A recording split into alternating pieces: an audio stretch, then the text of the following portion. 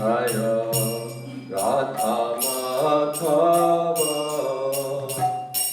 Kunja Vihari Jaya Radha Madhava Kunja Vihari Gopi Jana Vallabha Girivardhari Jaya Gopi Jana Vallabha Girivardhari Jaya Gopi Jana Vallabha Girivardhari Jaya Gopi Jana Vallabha Girivardhari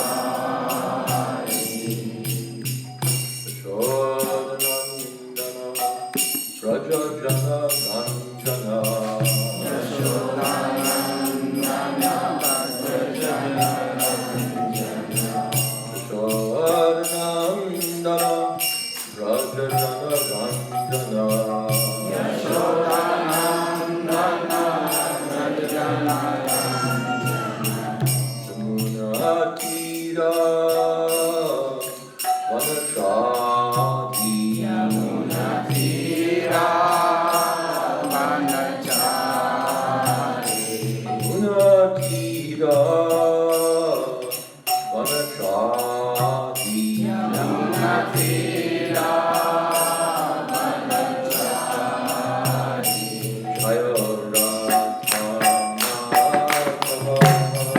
Jaya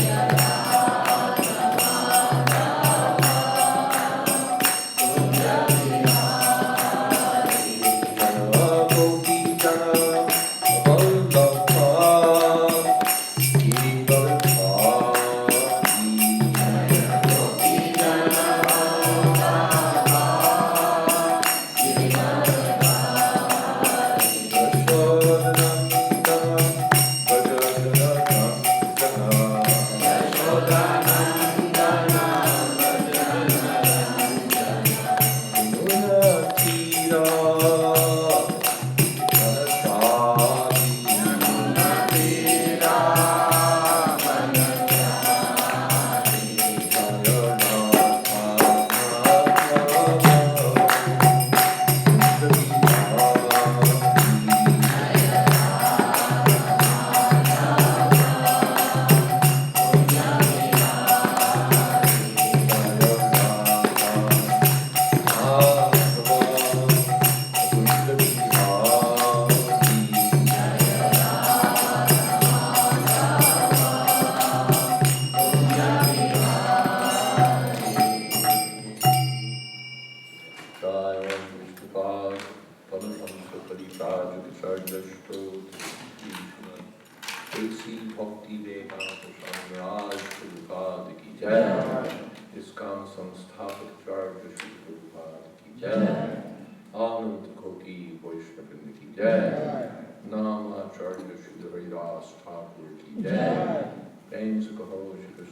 Madhava Prabhu Nityananda Jayadvaita Gadadhar Srivasadi Gaur Bhaktivinoda ki Jai Sri Sri Radha Krishna Gaur Gopinath Shyama Radha Puniti Govardhan ki Jai Vrindavan Dham ki Jai Navadip Dham ki Jai Jagannath Puri ki Jai Ganga Mani ki Jai Ramana Mani ki Jai Tulsi Devi ki Jai Bhakti Devi ki Jai Samaveta Bhaktivinoda ki Jai. All glories to you, Swami. All glories to you, Swami. All glories to you, Swami. Gaur Premanande.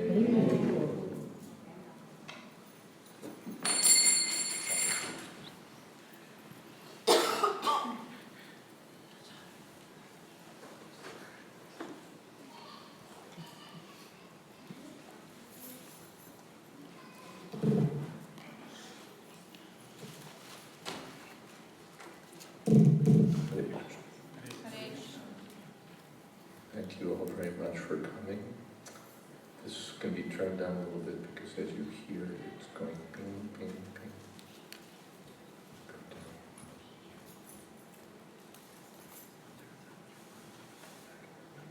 My voice is not so well heard in the back of the room. Ping, ping, ping on one side, the voice on the other. Maybe I'll talk louder. Can you hear in the back? Yes. Yeah. Okay. Yeah, I know. Hare Krishna. Hare Krishna. We can begin with an auspicious mobile check.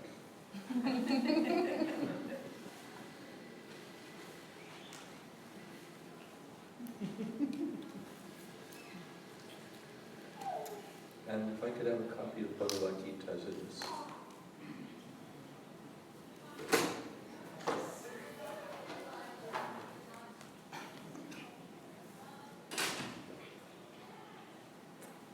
This is Bhagavad Gita as it is, chapter 2, text 15.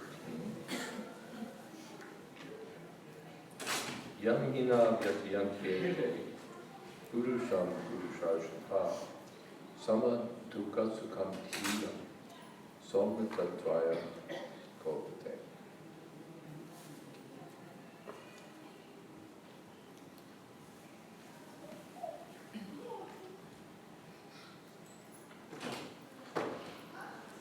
O best among men, Arjuna, the person who is not disturbed by happiness and distress, and is steady in both, is certainly eligible for liberation. Purport. Anyone who is steady in his determination for the advanced stage of spiritual realization and can equally tolerate the onslaughts of distress and happiness is certainly a person eligible for liberation. In the Varnashram institution, the fourth stage of life, namely the renounced order, sannyas, is a painstaking, the fourth stage of life, the renounced order, is a painstaking situation. But one who is serious about making his life perfect surely adopts the sannyas order in spite of all its difficulties. The difficulties usually arise from having to sever family relationships, to give up the connection of wife and children. But if anyone is able to tolerate such difficulties, surely his path to spiritual realization is complete. Similarly, in Arjuna's discharge of duties as a Kshatriya, he is advised to persevere, even if it is difficult to fight with his family members or similarly beloved persons. Lord Chaitanya took sannyas at the age of 24, and his dependents, young wife as well as old mother, had no one else to look after them. Yet for a higher cause, he took sannyas and was steady in the discharge of higher duties. That is the way of achieving liberation from material bondage.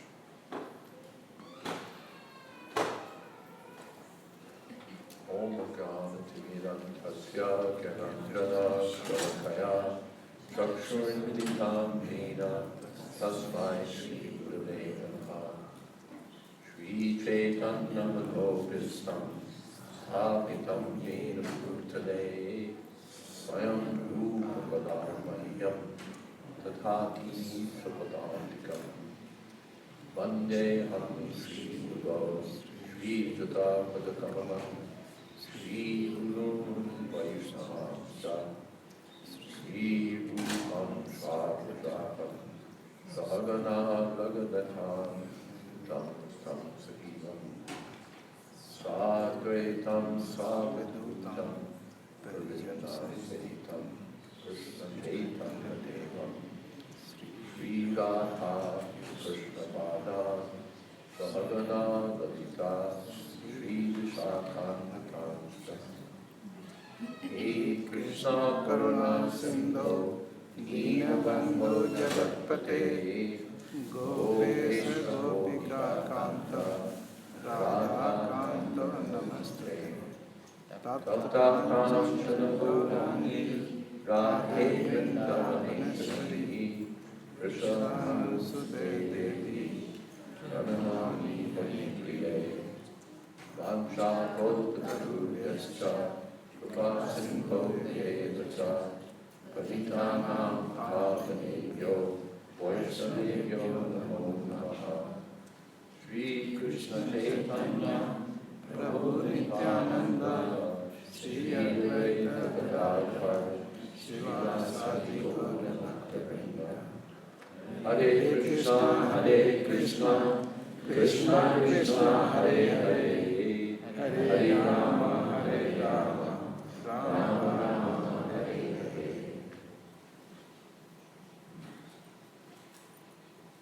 Yamina vyatiyantyete purusham purusharshapa sama dukha sukham tiha soma tattvaya bodhata. The context is here that Arjuna has been lamenting over the prospect of having to kill his family members. And finally he's admitted to his complete confusion about what he should do. And he's surrendered to Krishna for instruction. And Lord Krishna has begun to enlighten him about the true identity of the living being. Yes, children are welcome. I think there's a place to play next door.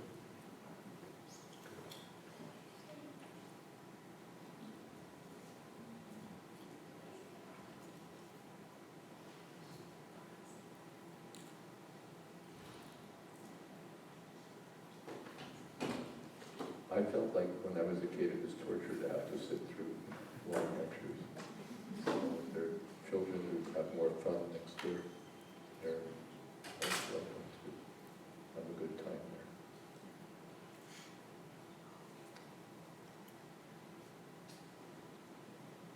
So Krishna has begun to instruct Arjuna that you're thinking with this body, and that's the source of your distress, of your confusion.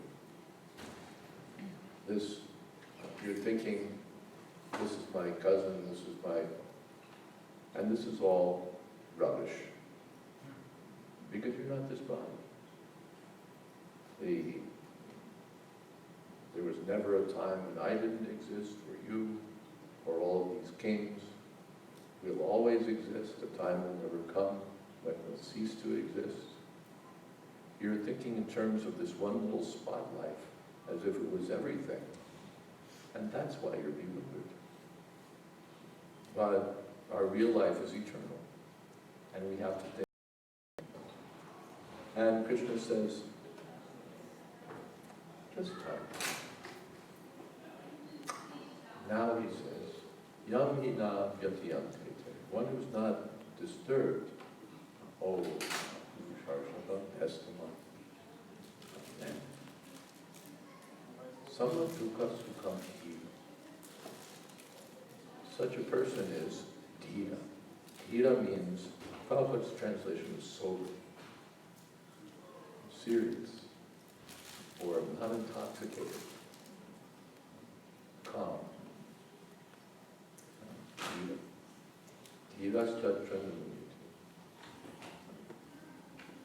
Such a person is not bewildered. That person sees happiness and distress equally because they're superficial. What is this distress? It will come. And the same with the happiness, it will also come. They're like the happiness and distress that appear in a dream. They appear, they seem real. But in a few moments, the happiness will be gone, the distress will be gone. The tiger that was chasing me over a cliff will dissolve, or my royal throne will live happily. It has no ultimate significance. Nasato vidite bhava vidites. The next verse Krishna will say, that which is unchanging, that which stays forever, that is meaningful. And that which comes and goes is as if it never existed. Like a dream. The dream never exists, because even though it appears to exist, even though it has a momentary, provides a momentary experience, it doesn't last. And therefore it's insubstantial. Prabhupada used to say we have a night dream and a daydream. The night dream we know, that's a dream. The daydream we think is reality. But that daytime reality is just within the compass of that small little corner or little slice of our real existence. So, samadukha sukham dhira, the sober person, treats happiness and distress equally. He's aloof from both. It's okay, I'm getting some distress. Okay, I'm getting some happiness. But he's not carried away. Best part later. That's how it works. Samrita tvaya kalpate. Such a person becomes eligible for liberation. Amrita tvaya, for deathlessness. In material existence, because I have this body, I have to die. Jatasyahi dhruvo mrityur. For one who's born, death is sure. Death is sure. And after death, one has to go through the whole thing again. Dhruvam janma mritasya cha. But a self-realized person, the person who tolerates these material situations, becomes eligible to get free from the cycle of birth. Amrita tvaya kalpate. Now, Prabhupada points out that there may be some difficulty in doing this. Certainly for Arjuna, it would be easy to say, well, Arjuna, this is all temporary, your grandfather's not really your grandfather, your cousins are not really your cousins. But to act in that understanding takes determination. It takes seriousness. It's not just lip service. One actually has to become so fixed in spiritual understanding that one is ready to carry out one's duty. It may be killing my family members, it may be whatever it may be. The policeman has to arrest even his relative, if his relative commits a crime. Not the easiest thing to do, but he has to do it, because that's his duty. So here Prabhupada particularly points to the painful business of giving up family life. We read in Prabhupada's biography that in such and such year he accepted the renounced word of sannyas. I think yes.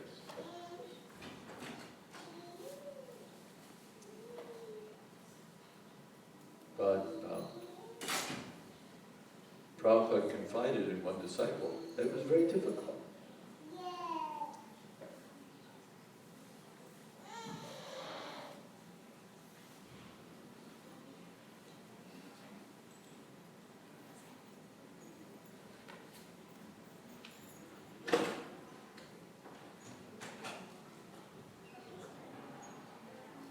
Prabhupada confided in one disciple, it was very difficult. You think it's easy. Just like you read, I stapled booklets, and then I did this, and then I did that. We read, the Prabhupada did this, then he did that, then he took sannyasa. But Prabhupada said it was very difficult. After so many years of married life, one becomes accustomed to the comforts of home, the predictable routine, or from another point of view, the wife has rendered so much service, one feels so much responsibility for the wife and the children, and then someone says you have to go. It's like we see sometimes in business, the CEO doesn't want to retire. He thinks, if I retire, what would I do? Sometimes we even see men retire and then they go back to work because it's so boring out on the golf course. Or they think, if I weren't here, the chief executives see, everything would go to pieces.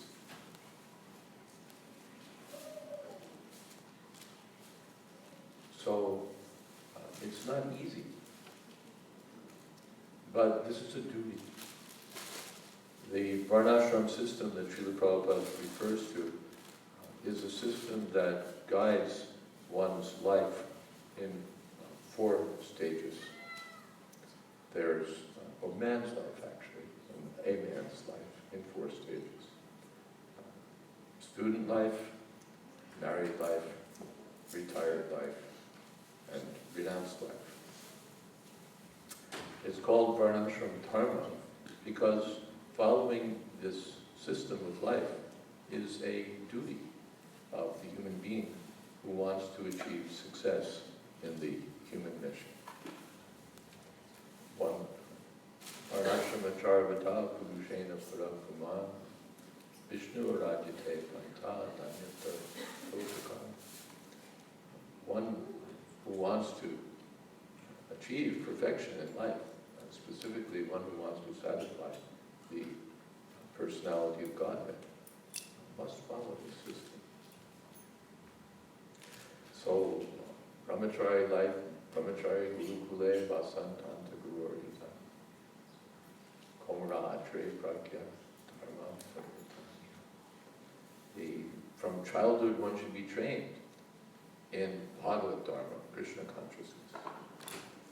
That's actual education. Now we think education means send the child to kindergarten or send the child to courses or pre-kindergarten, whatever it is that you send children to. Then you send them to this school, that school. But by that education, they don't actually learn the essential lessons for human life. They learn how to read, they learn so many technical skills, something of modern culture. But they don't learn how to control the senses. They don't learn how to control the mind. They don't learn who they are. They don't know how to act on the spiritual platform. They aren't trained in the qualities of humility, pridelessness, freedom from false prestige, the basic prerequisites of genuine knowledge. And so there's no actual student life. We meet someone, what are you doing? Oh, I'm a student. You're not a student. You're living on the campus and mixing with your girlfriends and all that, and you're a student. There's 2 different meanings of student, the present meaning and meaning here. It's Sanskrit vidyarthi, a person who's serious about getting vidya. Vidya means transcendental knowledge. So a vidyarthi and a student are 2 different things. Brahmachari gurukule vasantanta gurorita. The vidyarthis, the genuine students, would go at the age of 5 to the place of the spiritual master, and they would get serious training, so that they become masters of their senses, they have control of their minds, they know the purpose of life, and they know how to act under any circumstances. So such trained brahmacharis, brahmachari means moving toward the Supreme for the goal.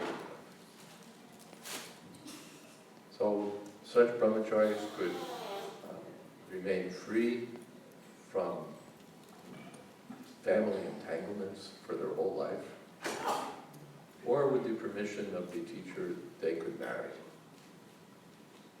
and accept a life in family duty for continuing the process of spiritual realization. It's called grahastha ashram. Ashram means one of the spiritual stages of life. On the grahastha ashram, the husband and wife cultivate spiritual realization while raising their family, performing their duties for keeping bread on the table, and so on. Grahastha ashram. That's also different from what goes by the name of marriage. At the present moment, marriage is almost fading into the pages of mythology.